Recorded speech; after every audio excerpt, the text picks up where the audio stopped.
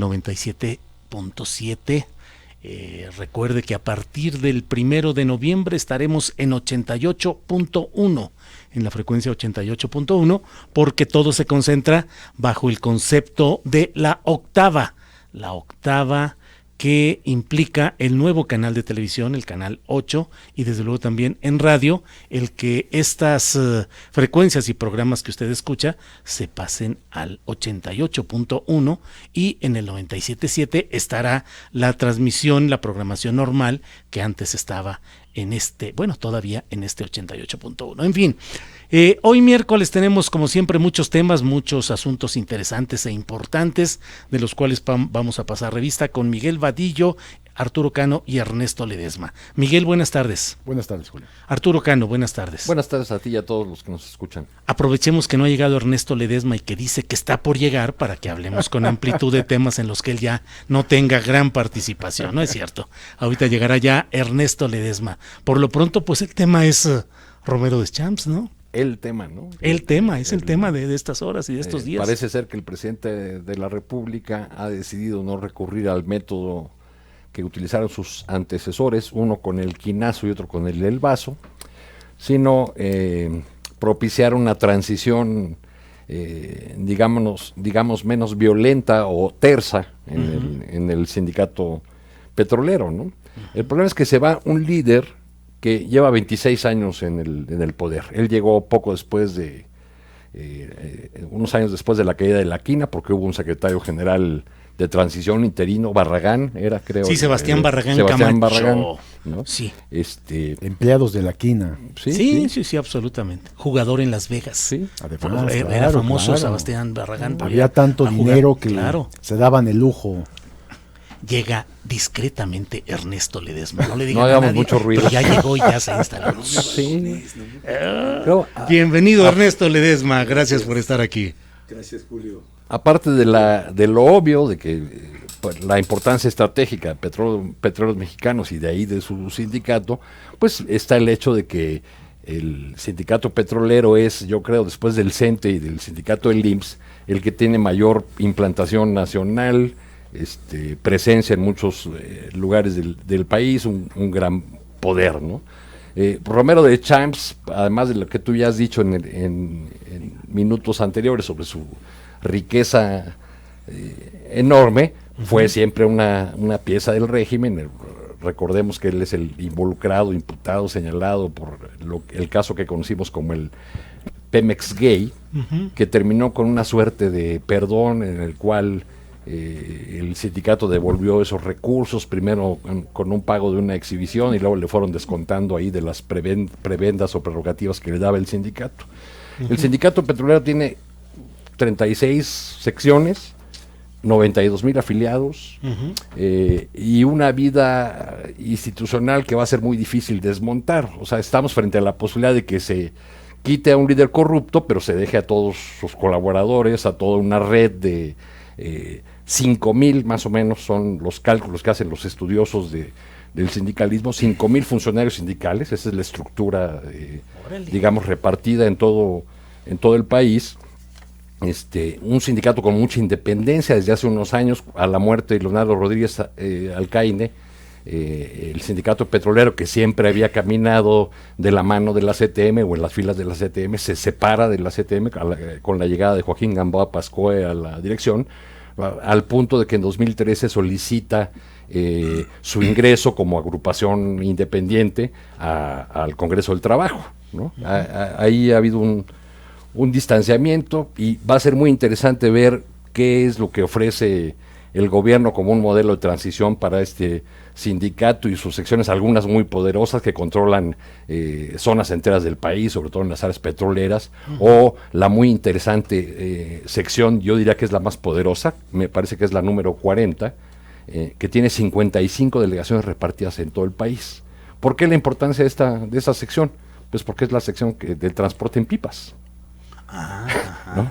Es la involucrada en el huachicoleo, digamos, y en todo este tráfico que se ha dado, digamos. Pues ahí está el tema, ¿no? ¿Es un cambio para un cambio de nombre, o es un cambio donde veremos al fin un compromiso para desmantelar o acciones para desmantelar el corporativismo gangsteril como el que ha ejercido Romero de Champs. Miguel Vadillo. Si hay algún líder sindical que representa toda esta corrupción, corporativismo, abuso de poder, prebendas del propio gobierno para controlar a los trabajadores, yo creo que el perfecto es Romero de Champs. Y yo quiero, a donde me quiero ir, más allá, ya platicó Arturo, toda esta parte política del sindicato, la vida sindical y lo que se viene, que me parece que de cualquier forma están muy controladitos, después de esta investigación que se viene contra Romero de Champs, o que ya se tiene, en donde hoy el mismo presidente hablaba de un par de expedientes de la Unidad de Inteligencia Financiera que habrían sido canalizados a la Fiscalía General de la República, y el asunto es dineros. Es decir, fuentes oficiales, digo más allá de lo que dijo el presidente, aseguran que Romero de Champs tendría fortunas en bancos de México y del extranjero, pero no solo él, sino también su familia.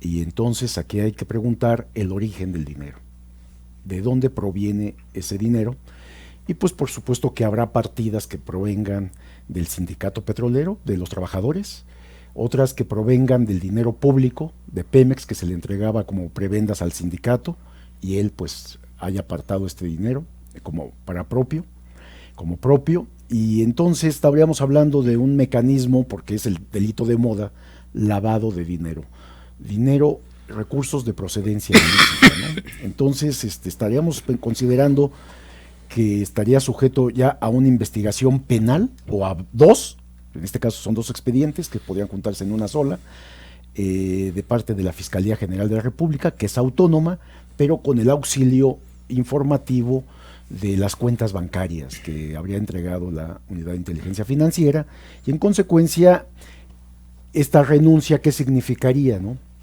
Si es una negociación que se haya establecido con el propio gobierno para que las investigaciones pudieran ser menores, o se suavice un poco esta persecución por delitos graves, y pueda llegar a un término de que no se le procese penalmente, o sin importar su renuncia, realmente se proceda contra Romero de Champs y veamos otro caso de otro personaje que participó en aquella fiesta de la boda de la hija de Juan Collado, entonces en donde ya estaría un cuarto o quinto personaje de esa boda en posición de irse preso, ¿no? Que yo creo que a la sociedad le daría mucho gusto ver que un personaje corrupto como Romero de Champs, que libró muchas batallas en distintos momentos, además de esto del Pemesgate famoso, que se habló de 1.500 millones que habrían sido desviados para la campaña de Francisco Labastide, campaña del PRI a través del sindicato petrolero, que yo no creo que hayan sido devueltos, Arturo. Está también el caso de Proesa, 800 millones. Bueno, formalmente dijeron. Sí, formalmente, porque además la Corte, el asunto llegó a la Corte, aquel asunto, ¿no? Llegó a la Corte y la Corte lo exoneró, ¿no? Por ahí algunos operadores políticos hablaron con los ministros y lo exculparon para que no se le procesara penalmente por este desvío de recursos públicos. La libró en varias ocasiones. No, muchas, ¿no? Muchas ocasiones la ha librado, ha llegado a su fin, a escasos 10 meses, 11 meses del actual gobierno, lo cual sí revela que va en serio la 4T, ¿no? El reportero Daniel Rosa nos informa que mediante un boletín de prensa el Sindicato de Trabajadores Petroleros va a oficializar la renuncia de Romero de Champs. Digamos que hasta ahorita son versiones todavía extraoficiales. Se va a confirmar mediante un boletín de prensa. Lo que a mí me dicen, Julio, es que ya Romero de Champs trae vigilancia. Ya los agentes gubernamentales, porque siempre ha traído el montón de vigilancia para evitar que se fugue. Ajá. Entonces esto se pone interesante, ¿no? Don Ernesto Ledesma, díganos por favor sus opiniones respecto a este tema. Bueno, recién llegado, desempacado. Ya, perdón, disculpen ustedes, caballeros. Miren, a mí lo que se me viene es toda la hebra que hay detrás de Romero de Champs, y aquí estás hablando de uno por uno de los líderes de cada sección de Pemex. 36 secciones. 36 secciones, y piensa verle la de Minatitlán y Coatzacoalcos, la de Poza Rica, Veracruz, que es la 30, y que fue poderosísima y sigue teniendo una raíz muy fuerte, la de Tamaulipas, donde estaba la quina, Ciudad Madero. Ciudad Madero, ¿no?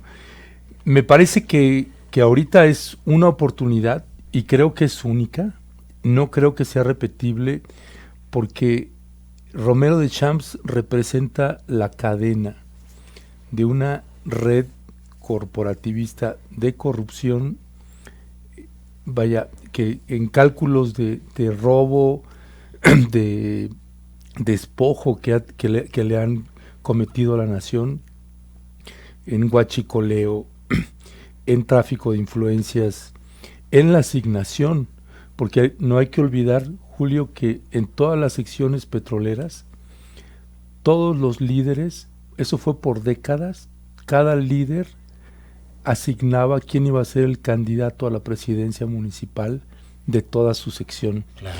con acuerdo del gobernador en turno de ese estado. Y eso no tiene mucho que todavía seguía sucediendo. O sea, todavía con Peña Nieto, ese seguía siendo una práctica. No es algo que, o sea, que tiene muchos años que empezó, sí, pero que eso todavía con Peña Nieto se seguía sosteniendo. En los casos donde había un gobernador priista, cada sección de Pemex, cada líder sindical negociaba tanto quién iba a ser el próximo candidato a la gobernatura, como quién iba a ser el candidato a cada presidencia municipal. Y cuando no quedabas, tenías a todo un sindicato en contra. Y me parece que ahí esa es una parte muy importante para agarrar la hebra en cada sección y poner el dedo apuntando a cada uno de los líderes que colocó Romero de Champs. Porque ya el simple hecho que Romero de Champs tenga colocados a cada uno de esos 36 líderes sindicales, porque los 36 que están ahorita, los 36, todos los puso Romero de Champs, para que Romero de Champs pudiera robar tanto, para que se pudiera crear toda esta red de corporativismo sindical. No podía hacerlo sin el contubernio de cada uno de los líderes sindicales. En el ámbito sindical, Arturo Cano, pero además estamos ahorita también viendo toda la información referente a los diezmos, a los cobros, a la corrupción, o sea, Petróleos Mexicanos metido en cueva de Alibaba como institución, y aparte lo que estamos viendo de Romero de Champs. Bueno, está el caso de Oro Negro, que esta empresa propiedad del hijo y el sobrino de Francisco Gil Díaz, parece que se llevan pesado entre ellos, ¿no? Porque estamos frente a unas grabaciones que fueron hechas por espías israelíes, pero contratadas por los directivos de Oro Negro para espiar a funcionarios de Pemex. Ajá. Que no los hacían partícipes de la corrupción, o que cobraban de más, o que no querían, en fin. Lo interesante de estos audios de Oro Negro es que dan muchas claves sobre la manera en que funcionaba la corrupción en Petróleos Mexicanos, la manera como operaba, ¿no? Por ejemplo, ese dato de que Emilio Lozoya, director de Pemex, cobraba entre 50 y 100 mil dólares solamente por reunirse con potenciales empresas a las que iba a otorgar contratos, ¿no? O sea, hay unos datos que son escandalosos, historias que parecerían inventadas, que suenan inverosímiles, pero que son muy reales. Ahora que estamos viendo el caso de Romero de Champs, me preguntaba alguien por la mañana, bueno, ¿y quién lo va a reemplazar? Casi todos los grupos que hay varios grupos de disidentes, e incluso un sindicato, Petromex, ya ha recibido la toma de nota. Son grupos con escasa representatividad, pero por razones obvias, porque la oposición dentro del sindicato petrolero siempre fue aplastada a sangre y fuego. Hay muchos casos de asesinatos de dirigentes, de accidentes extraños, de la manera como se controlaban las asambleas. En fin, era un comportamiento abiertamente delincuencial que se expresaba en la vida interna del sindicato, pero que también hacía parte de toda una trama de corrupción en la empresa petrolera. En el caso del Huachicol, cuando estuvimos viendo todo eso en Salamanca y sus alrededores en los últimos meses, estaba claro que el mayor volumen de huachicoleo se daba dentro de las propias instalaciones de la refinería y no en los puntos donde le pinchan a los tubos, ¿no? Sí. Sí, Miguel Vadillo.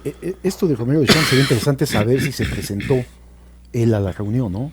No sé, no tengo información si sí estuvo. Toda la información sin que esté confirmado, pero entró un vehículo que se supone que es en el que iba él, luego salió y se dice comenta que podría ir ahí, ¿verdad? así Que no es, se así tiene es. Se habla de confirmación. que él incluso estuvo en la conducción de algún tramo de la asamblea o estuvo presente en la mesa de conducción del pleno, no es una asamblea, es un pleno de los dirigentes seccionales. Porque ya estarían esperando entonces algún procedimiento, ¿no? Pero fíjate que hay otro dato, que él sigue siendo senador. No, ya no. Ya salió del Congreso. Sí. ¿Hace ya cuánto? no está, ¿no? Se me fue ahí ese... Sí, no. Ah, entonces, Él entonces no ya tiene está. Fue fuero. 2012-2018. Él no tiene fuerza, ¿no? Ya no tiene fuero. No, ya no. Ahorita puede ser capturado Ya puede sin ser problema alguno por todos estos Nuestros delitos. compañeros del Grupo Radio Centro tomaron un video donde se ve el vehículo entrando, saliendo y sale sin... ¿Pero con sin él? que se ¿Con él vea. adentro? No, pues son, no se ha son visto, los ¿verdad? vidrios polarizados, son los vidrios al polarizados, pero la versión de la gente es que ahí va él. Y lo que se dice es que el reemplazo va a ser el tesorero. Así es, Miguel Ricardo Limón. Aldana. No, Ah, ¿no? Miguel Limón se Miguel llama. Limón. Miguel no, Manuel Limón, que era el tesorero. Así es. Pues lo que esperamos es que se abran entre ellos también ahí, porque va a empezar una guerra intestina ahí tremenda, ¿no? Manuel Limón Hernández, quien Ya. fue tesorero de 2007 a 2018, 11 añitos como tesorero. ¿Qué pasará con este personaje, con Ricardo Aldana también, ¿no? Pues sí. Que es otro de los grandes cómplices de Romero de Champs y que también estuvo en el Pemex Gate y estuvo en... Pero él tiene fuero, creo, ¿no? ¿No es diputado ahora? no sé, no. No, pero además la Creo que sí, la creo que sí, naturaleza de ellos es que se van a traicionar. Pues sí, O sea, claro, este todos han tesorero, traicionado, sí, sí. este tesorero, cuando le empiecen a apretar, pues se va a querer salvar y unos van a empezar a hablar. Ojalá eso como suceda. Romero de Champs traicionó a la quina, Sí, porque es el que cargaba la maleta, pues, ¿no? exacto. Y ahorita se la van a aplicar, aunque haya dejado a alguien ahí que es el que supuestamente le va a cubrir. A ver, para el contexto del país, qué tanto lo soporta, ¿no? Ujú. Que ahora habría que ver cuál es exactamente la situación, gracias, la situación en la cual es el inicio de una cascada de caídas de los líderes charros, sindicales, corruptos, que durante tanto tiempo no solo amasaron una gran fortuna, sino que se constituyeron en un dique para la expresión libre de los ciudadanos, condicionando, amagando, castigando, impidiendo que hubiera cualquier tipo de disidencia, pero será el inicio. Hay una ley, hay ahora reformas legales que van a establecer el que haya nuevas fórmulas para la elección de los dirigentes sindicales. Eso nos da esperanza de que no sea un quítate tú para ponerme yo, Ujú. sino que esta nueva ley laboral que obliga a elecciones democráticas a cambiar el modelo y que pone una serie de candados para garantizar la libertad sindical, efectivamente funcione, efectivamente se lleve a la práctica. Uno de las principales deudas o lo que más nos quedaron a deber los gobiernos del Partido Acción Nacional fue que durante sus 2 sexenios no solamente siguieron estos líderes corporativos, sino que incluso vivieron su momento de mayor poder, diríamos, ¿no? Durante los sexenios de Fox y de Felipe Calderón, porque no tenían frente a sí a un presidente de su partido que les jalara la rienda o que les pusiera diques o contenciones, ¿no? El Partido Acción Nacional y sus 2 presidentes son responsables de haber apuntalado ese corporativismo gangsteril, por debilidad, por falta de estrategia, esperemos que en este gobierno no solamente se den estos pasos para castigar a los corruptos, sino también para desmontar las tramas corruptas y estas estructuras. Sí, fíjate que ese punto a mí también me hace pensar que porque hubo líderes asesinados, opositores de Pemex asesinados, trabajadores. Me acuerdo desde el Güero Quijo también, ¿no? Que fue asesinado. O sea, me parece que este caso, porque la mafia dentro del sindicato petrolero es una mafia, ¿no? Uh-huh. Y yo no sé si esto tendría que tratarse como un asunto también de seguridad interna, seguridad nacional, Pues sí, es que porque son muchísimos millones y millones de pesos en juego, son muchos actores que han sido muy corruptos dentro de la estructura sindical y no se van a dejar agarrar tan fácil, ¿eh? O sea, este caso de Romero de Champs y lo que pueda desatar, porque estás hablando de Pemex, no es cualquier sindicato ni cualquier estructura poderosa en México. Con capacidades de sabotaje y de acciones internas en todo un aparato productivo en el que ellos tienen todavía el control. Esto puede ser un asunto de seguridad nacional, creo, ¿no? Que habría que... Ya le estaba marcando Romero de Champs a Arturo Cano para reportarle ¿Dónde aquí para está? que... Sí, ¿dónde está? Pues el asunto del petróleo es un asunto de seguridad nacional, ¿no? Y lo que está pasando en este momento con el sindicato, por supuesto que es un asunto de seguridad nacional, como lo fue en su momento la detención de Joaquín Hernández Galicia, con otros métodos, con una fabricación de delitos, para poderlo capturar y después procesar y encarcelar y todo esto y quitarlo de la dirigencia y poner a alguien a modo suavecito que hiciera lo que el gobierno quería, ¿no? Que es un poco aquí la circunstancia, porque esta salida o renuncia de Romero de Champs se da después de la firma del contrato colectivo de trabajo, ¿no? También hay que considerarla, ¿no? Es decir, primero vamos a negociar sentadito, Sí. ya bajo amenaza, Sí. y dicen que en el contrato pues concedió muchas cláusulas de eliminación de prebendas al sindicato, ¿no? Y por esto mismo que decimos, que los líderes seccionales responden a Romero de Champs, de tal manera que con el líder aceptando, todos firmaban, absolutamente. Una vez firmado el contrato colectivo, bueno, pues ya, ahora sí, Romero de Champs, hay denuncias contra ti y pasas al retiro, ¿no? Ahí sería interesante saber qué pasa, como lo que está sucediendo también en la estructura de Pemex, del exdirector Emilio Lozoya. Primero amenazó a través de su abogado que iba a dar una conferencia de prensa donde iba a hacer revelaciones y de repente ya no. Es decir, no se habla porque no ha sido detenido por la Interpol. No sé dónde esté escondido. La esposa, la hermana y la mamá también, pues ya parece que el proceso ha bajado de presión hacia esta familia, ¿no? Es decir, empiezan a haber una especie de arreglos, componendas tal vez legales, dentro o fuera de la ley, no lo sé, pero sí baja un poco la presión hacia estas figuras que dirigieron Petróleos Mexicanos, ¿no? Y me quedo pensando en esta parte de la renuncia de Medina Mora y la renuncia de Romero de Champs, y esto que hablamos en la mesa pasada, ¿no?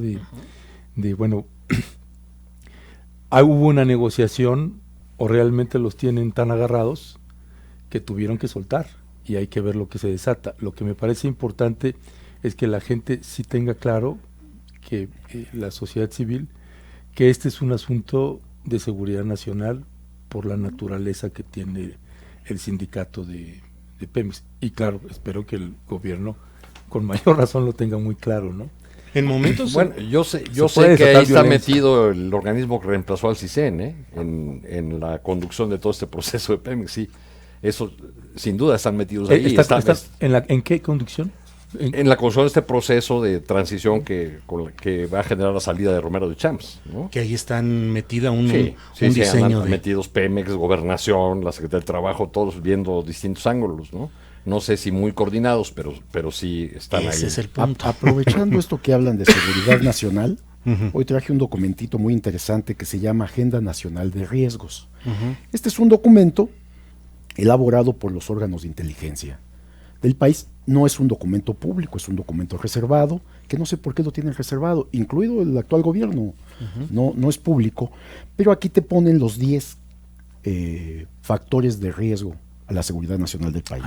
Los 10 puntos. El primero es delincuencia organizada, ¿no? Como habría de esperarse, Que ponle palomita a la Pemex. seguridad nacional.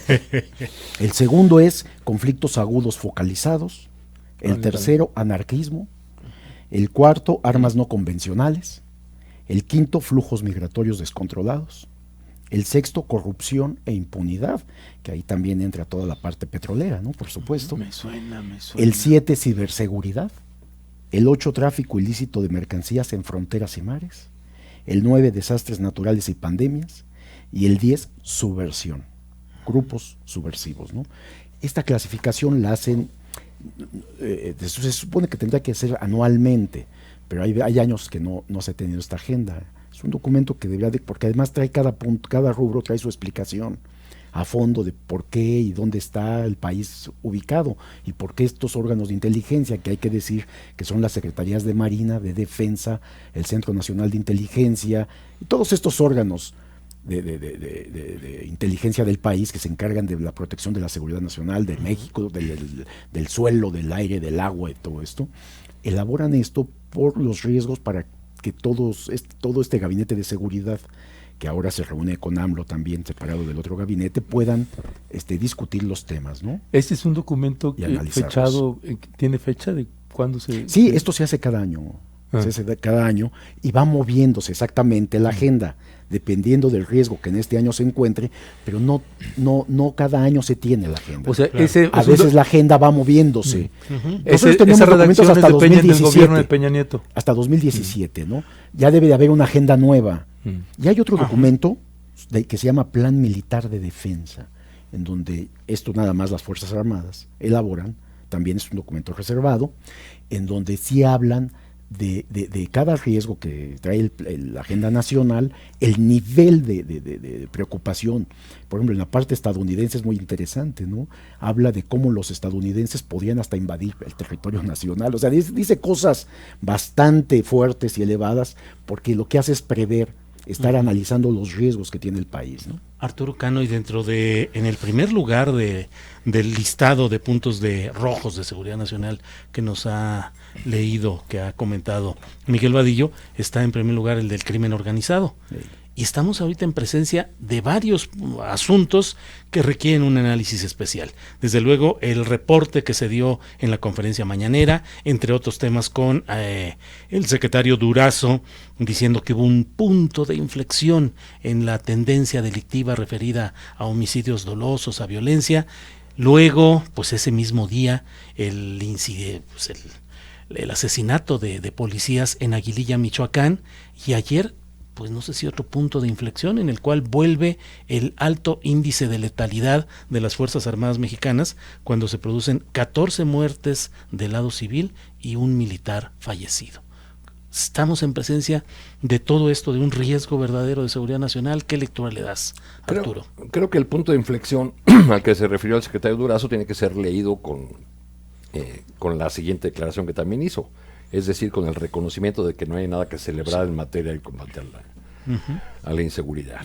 En los días recientes el presidente López Obrador ha insistido en que esa es su principal preocupación y ocupación, es decir, el tema de la seguridad.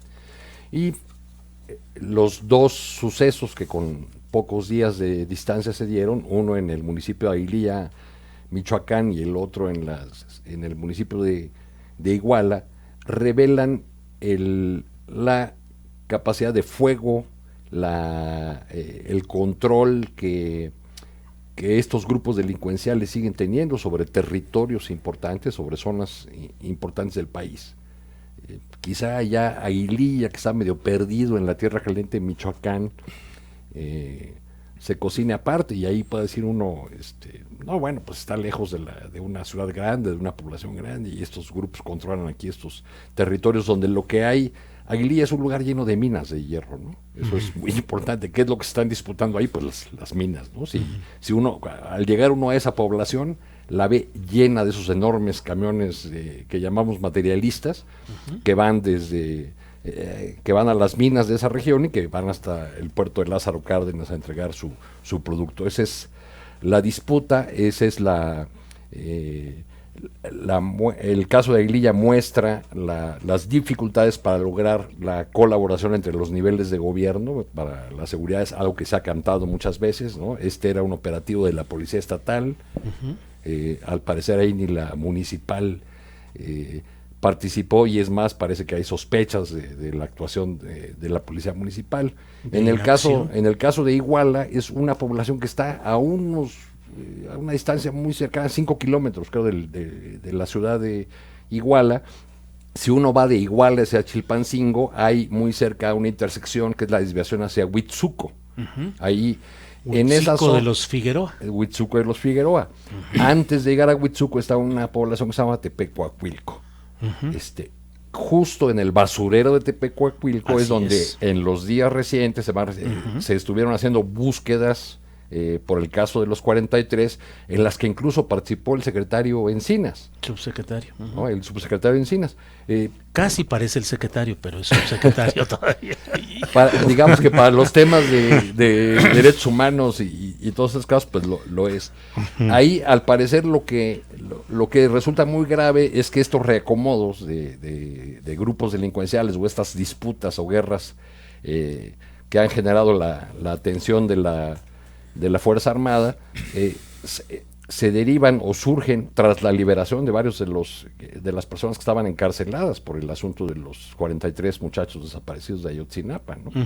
Entonces, digamos que toda esta zona es una zona donde 5 años después, y a pesar de la tensión nacional e internacional que atrajo el caso de Iguala, no ha podido encontrar la paz, ¿no? Miguel Vadillo. Bueno, esto, ahora que mencionan Aguililla, esto que pasó, que es brutal, yo hace 30 años estuve en Aguililla, yo lo conocí hace 30 años, había ido junto con otro compañero reportero a hacer un trabajo sobre narcotráfico, precisamente cómo estaba la presencia. Desde que llegas camino de Terracería, claro, era en aquel entonces, supongo que sigue igual, era impresionante el acceso, tenían vigías para ver quién ingresaba. Hace 30 años. Hace 30 años. El narcotráfico dominaba, en aquel entonces era PRD quien estaba al frente, hoy es alcalde priista, hoy, Aguililla. Aguililla. En Iguala es morenista. Es morena, sí. Entonces, entramos, fuimos inmediatamente a ver al cura para que nos diera una radiografía de la zona, y sí nos platicó cómo estaba el narcotráfico, pero lo que observábamos era un pueblo extremadamente pobre y había un hotel de 5 estrellas. Ángeles. Los camionetas de lujo del año circulando por el pueblo. No había pavimento, entonces terracería, bajando, es montaña, bajando, subiendo, camionetas del año. Había en aquel entonces, empezaban las parabólicas famosas, sí. Pero como las personas vivían en chozas literalmente, techos de lámina, las parabólicas que eran muy grandes y pesadas, pues no se podían poner en los techos, entonces tenían sus chozas, sus cabañitas, y a un lado en la tierra instalaban sus parabólicas en sus propios terrenos, ¿no? O sea, era muy curioso, porque tú veías la parabólica casi del mismo tamaño que de las casas, ¿no? Es decir, había una pobreza, pero había mucho dinero también. Desde aquel entonces, el narcotráfico estaba ya, dominaba la zona, dominaba el pueblo, no entraban policías, ¿no? Nosotros hablamos con el cura, y el cura, cuando estábamos entrevistándolo, nos dijo: espérense un momento, va a venir el jefe de plaza del narcotráfico. ¿Cómo que va a venir? Sí, viene porque vamos a hacer un bautizo. Bueno, y sí, efectivamente, estábamos en la entrevista, llegó y le dijo: les voy a dejar la puerta abierta para que lo vean, pero él también nos vio y le preguntó y todo esto. Cuando regresamos ese mismo día al hotel, había una amenaza de muerte, que o salíamos del pueblo o corríamos peligro. Ese mismo día nos pintamos, salimos de la población huyendo, ante este mensaje que habían dejado en este hotel de 5 estrellas, que era sorprendente, un hotel en un pueblo bicicletero, terriblemente, con una pobreza extrema, en estas circunstancias, ¿no? Dice, caray. Ernesto Ledesma, ¿qué lectura le das a lo sucedido en este tema de los 14 civiles y un militar muertos en Guerrero? Sí, bueno, retomando esta parte de lo del Plan Nacional de Defensa o el plan DN1 de las Fuerzas Armadas, en donde la Fuerza Armada ubica que el enemigo es interno, no externo, ¿no? Y que entonces ese es el plan DN2. El DN1 era para cuando es una invasión externa, de un país externo.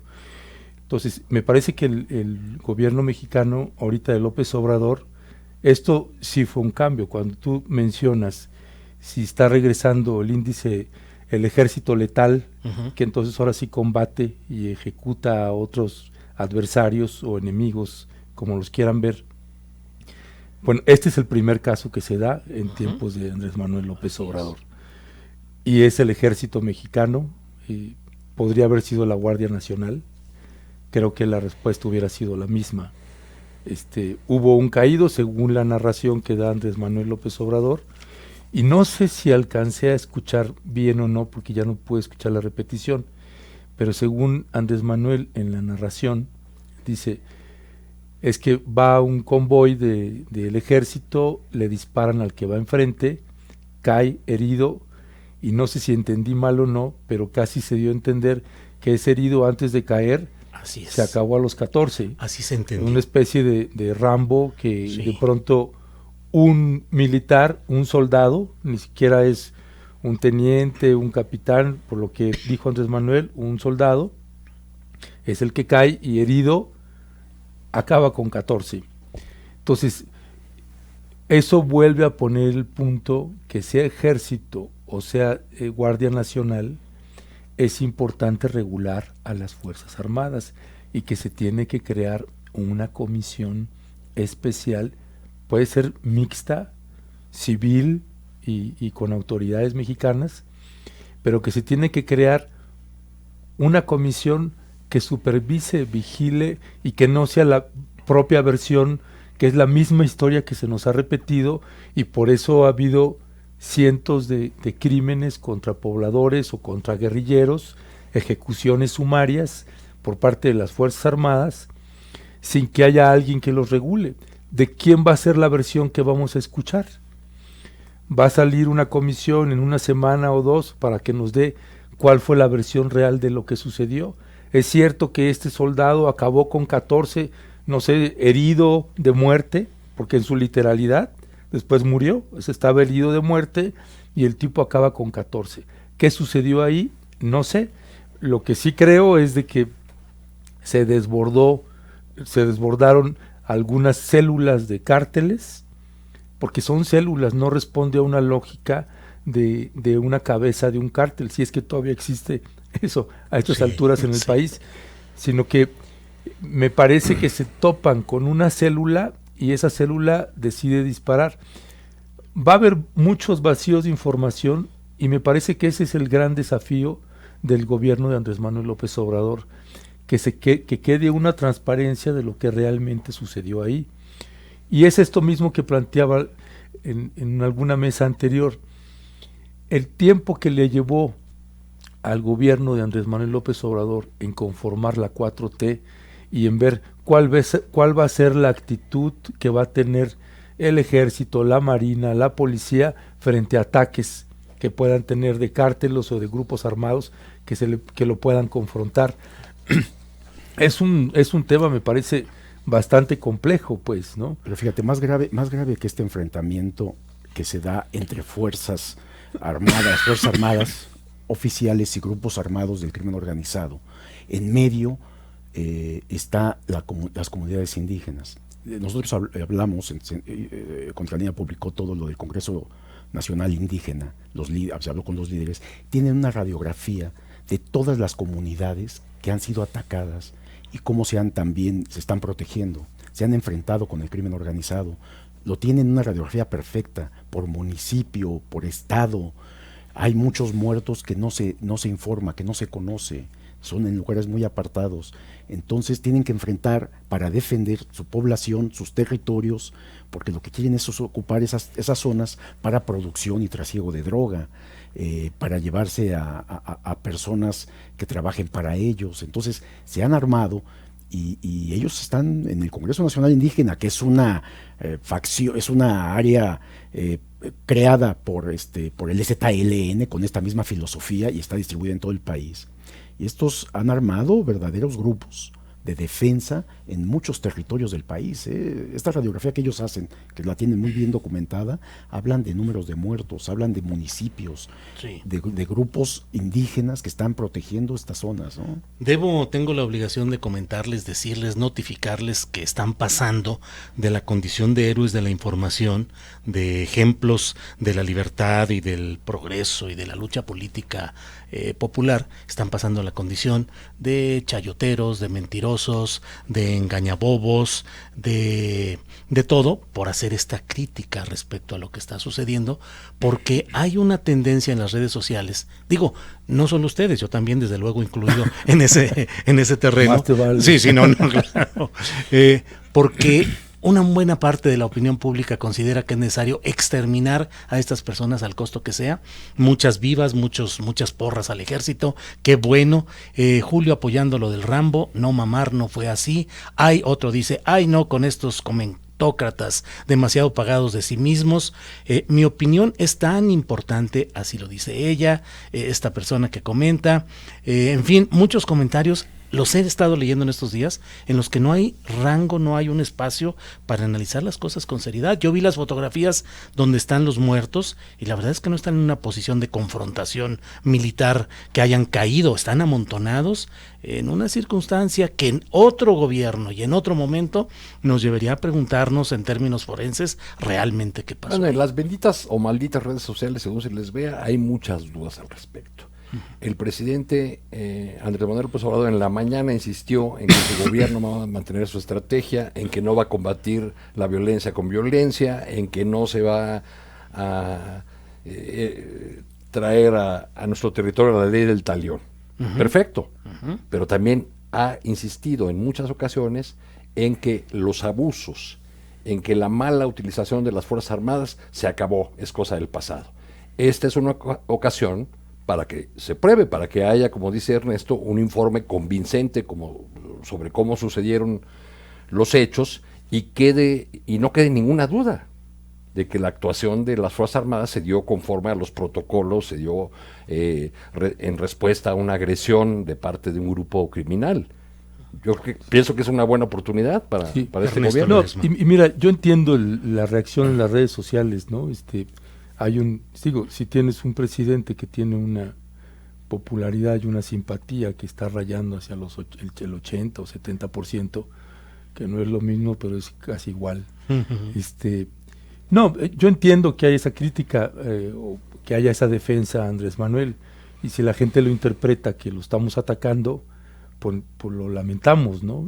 La parte me parece ética, profesional, es que tenemos que poner los puntos ahí, y además si la gente lo pensara de otra manera, se daría cuenta que estamos defendiendo también, porque si él logra hacer que realmente esto sea transparente, porque yo puedo entender, si va un grupo guerrillero y se encuentra con un ejército, entiendo que y le ataca, pues entiendo que se tiene que defender.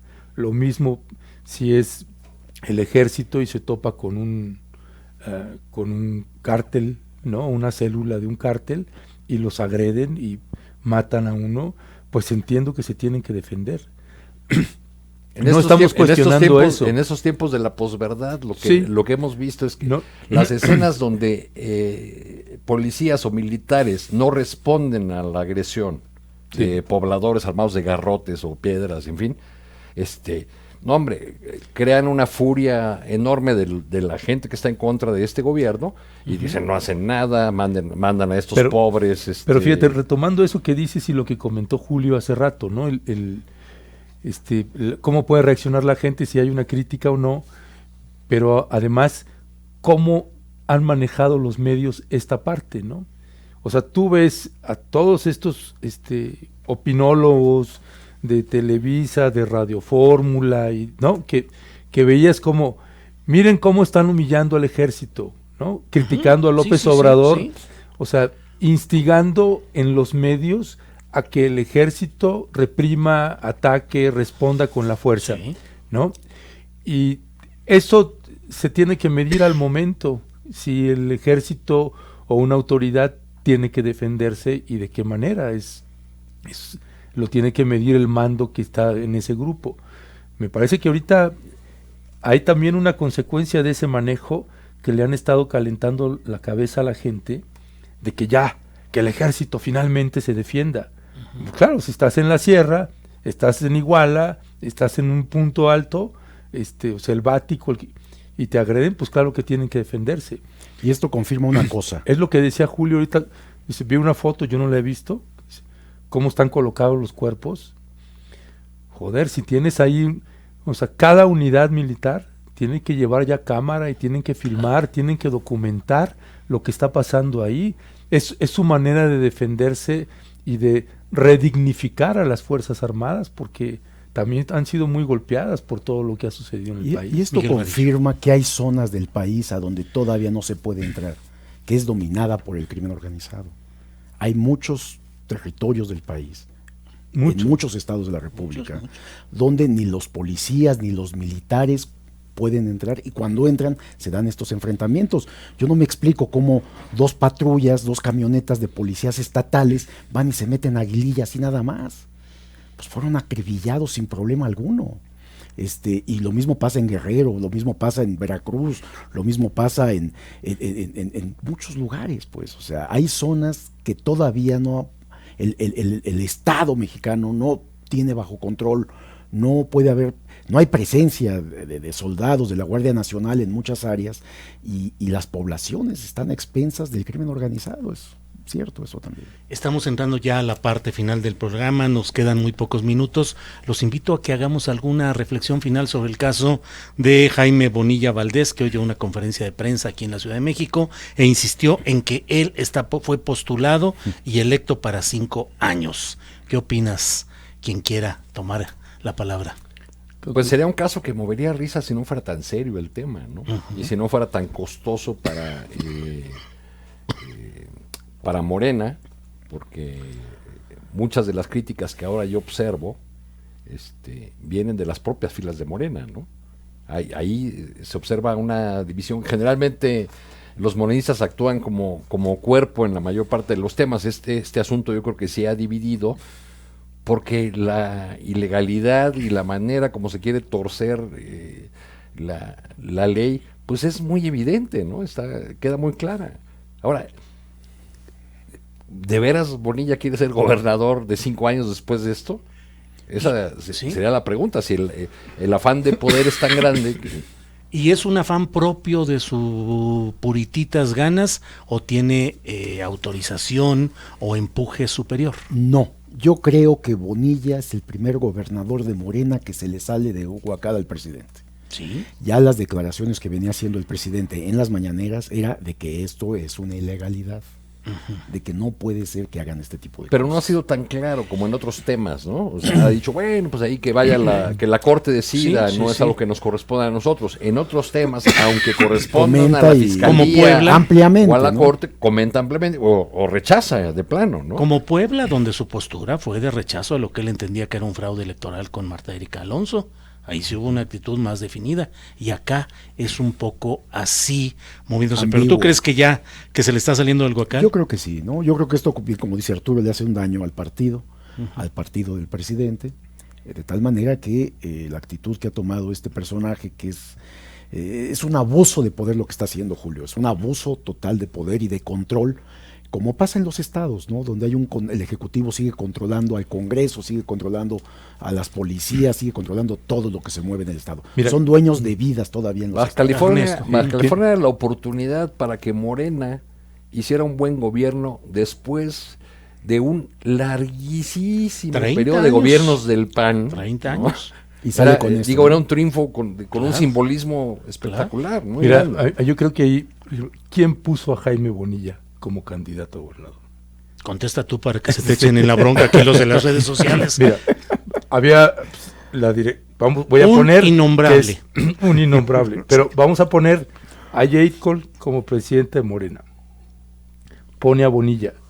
¿Quién era el otro candidato? Martínez Jaime Veloz, Martínez Veloz, sí, que entre me otros. parecía un tipo mucho más íntegro y decente, con un antecedente. Y él ahorita buscaba están ser pagando las- candidato a presidente de Tijuana, ni siquiera quería ser candidato a gobernador. Pero, él me parecía, ahorita están pagando la consecuencia de la calidad de personajes que ellos mismos eligieron. ¿En qué va a acabar? No sé en qué va a acabar eso, pues, ¿no? Pero me parece ¿no? La va a lograr. Yo, si me permiten, también quisiera tomar un poco, Julio, ahí el tema de de Humberto Moreira Ujú. con Sí. y no está perdido. No, esta fue segunda instancia tribunal, va a una instancia federal No, ahora. más allá Al de lo que amparo. vaya. No, Sí, ma- sí va al más amparo. allá de lo que vaya. O sea, sí, se va a una segunda, tercera instancia. Tercera. Sí, pero me parece que el precedente es tremendo, ¿no? Y que sí nos debería invitar al gremio periodístico, por lo menos a hablar de este caso y debatirlo a profundidad y ver que otros colegas podemos llegar a estar en condiciones muy parecidas y qué tenemos que hacer al respecto, ¿no? Nos quedan 3 La minutos. Corte acaba de sacar, la jornada publicó una buena nota en torno a un fallo de la Corte, de un caso en donde dice que cualquier periodista que sea acusado por difamación, quien lo acusa tendrá que probar que con conocimiento mintió para hacer su información. Es decir, sabía que lo que estaba publicando era falso. Y es un fallo de la Corte, es decir, va cubriendo y protegiéndose al gremio periodístico con este tipo de cosas que son importantes. Ahora, es que la corrupción judicial, bueno, pues ya lo dijo el propio presidente de la Corte, Saldívar, de esta circunstancia, de la corrupción, del abuso del poder, de se venden al mejor postor. Esto es lo que pasa en el caso del magistrado que falló y que pidió que pague Sergio Aguayo 10 millones de pesos, que es una locura, ¿no? Arturo Cano, te toca clausurar esta reunión. Yo me pregunto minuto. Si el señor Moreira tiene un caso, porque demanda a Sergio Aguayo por atentar contra su buen nombre. ¿Cuál es el buen nombre de Moreira, de Humberto Moreira? Yo con esa pregunta me iría, ¿no? Ajá. El hedor a corrupción, que es finalmente la frase fundamental en la cual se cerró todo este Tendría asunto. que haber un buen nombre para que fuera atacado o fuera puesto en duda, así ¿no? es, primero. No lo Sí, hay. sí, así es. Bien, pues muchas gracias por esta oportunidad, como siempre, de pasar revista a los asuntos más interesantes del día, de la semana, con entera libertad, con profesionalismo. Como siempre, me da mucho gusto estar aquí para acompañar una mesa de periodistas como esta que hoy termina. Gracias, Miguel Vadillo. Buenas tardes. Gracias, Arturo Cano. Muchas gracias, Julio. Gracias, Ernesto Ledesma. Gracias, Julio. Gracias a todos ustedes. Nos vemos mañana y recuerden que a continuación viene